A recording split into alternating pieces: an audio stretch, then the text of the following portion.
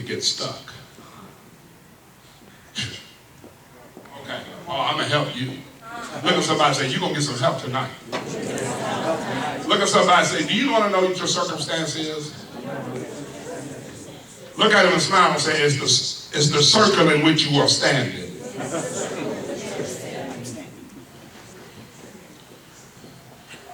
You stuck. You are so caught up in what's going on. You are so caught up with your past. You are so caught up with what folk are doing. Let me help you. When folk ain't walking saved, they crazy. Let's just break it down. Matter of fact, look at somebody that you didn't come to church with. Do this for real. Look at somebody you didn't come to church with. Please, look at him.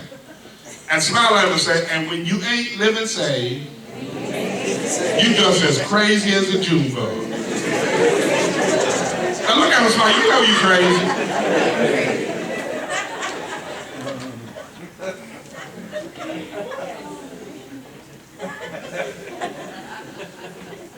Why you gonna let somebody crazy ruin your day?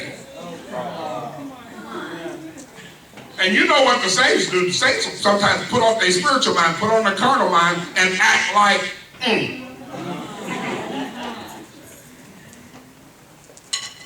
You know what I mean? You ought to look at him and say, you ain't having the same moment.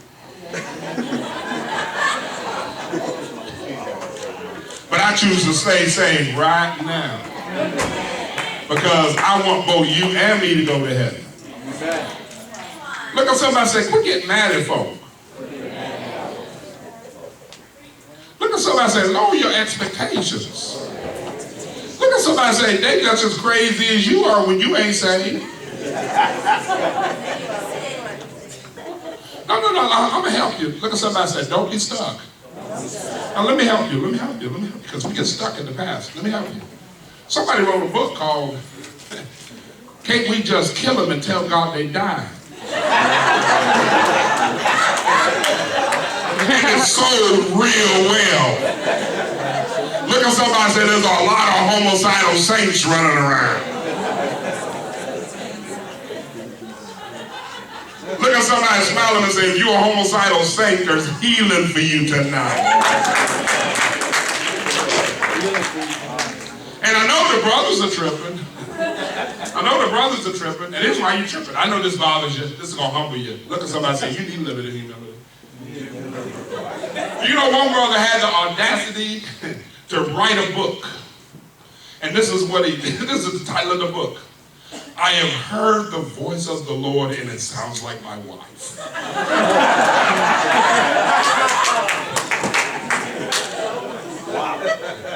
If you would just listen to him and to her, you wouldn't be so stuck.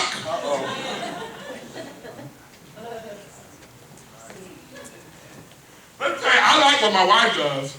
My wife, you know what I mean? When she's right and I'm wrong, this is what she does. She look at me and smile. She says, you know, I'm not the kind of woman to tell you, I told you so. I'm just not that type of woman. I just ain't that type of woman. I'm just not that type of woman. And she'll smile. I take it if you do it like that. You know what I mean? I mean, if she caught my face a fool, I told you. That don't go down so good. But when she said, I just ain't that type of woman. I said, yeah, I told you. Sometimes the voice of the Lord really does sound like your wife. And sometimes the voice of the Lord sounds like your husband. Don't be so small you can't tell him or her, you know what? You was right. Amen. Here we go. Some of us are stuck. You praying as much now as you used to. Look at somebody and say, you stuck. Look at somebody and say, you read the word just as much now as you used to. Wow. You stuck. Yeah, man. The problem with being stuck is you get frustrated. That's right. Everybody says the devil's attacking your vision. He's trying to keep you stuck. Now I got to do this because this is really important for me to do.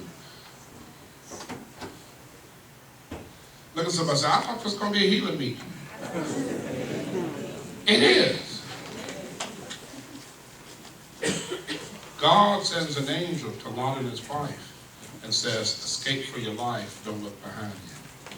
That means your life is not behind you. Amen.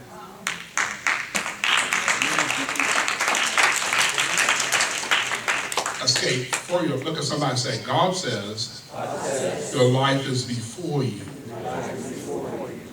Why does Satan want you to look behind you? So that you'll keep your eyes on what Satan has done and is doing. And if you keep your eyes on what Satan has done and what he's doing, Satan can stay in your life. Because the man who keeps looking at his past can't see his future. And the reason Satan don't want you to see your future is he knows he can't go where God's taking him.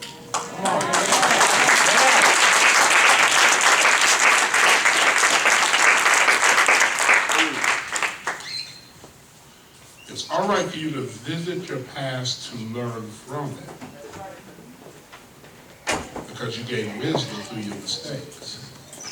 But after you visit your past and learn from it, you turn your eyes back to the Word. Because the Word is your future. That's right. Did you hear what I said to you? Are you good? So everybody say loss of vision. So now what the devil's trying to do is he's trying to hit you with, everybody say, discouragement. How the devil sometimes hits you with discouragement is to cause you to come into something called disappointment. See, I don't know what it is about us. I've done this. This is how I know this stuff. Is we put God on the schedule. See, here's what I'm gonna do. See, I'm gonna pray this prayer, and I'm gonna give God so much time to answer my prayer. And if he don't answer the prayer in the time that I figured out, I feel like I have missed my appointment. And through disappointment, I get discouragement. So your boyfriend, your husband ain't showed up yet. Oh. Look at somebody say, he done went from preaching to meddling.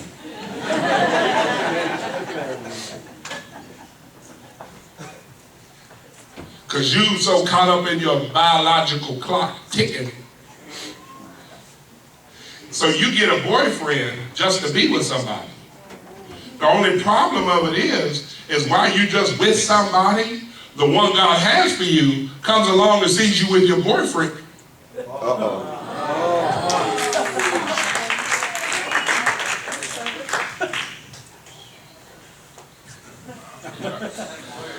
That's a word. That's a word. I'm telling you, that's a word. That's a word. And while you alone, you need to be learning how to cook and clean and do all kinds of other stuff.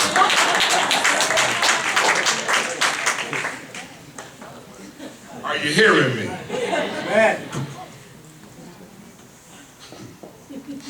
Well, okay, I got to move on. I can tell y'all. Some of y'all give me it looks like, okay, you can move on from there.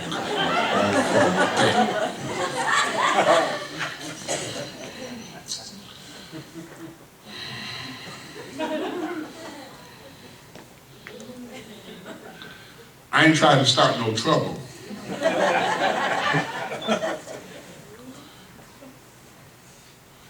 But everybody say discouragement? Discouragement. Disappointment. Disappointment. Now, so now, why y'all tripping? Why you feel like church folk ought to be good? Like you ought not get here hurting church. I mean, that's a great goal to shoot for. But look at somebody say these words. I know the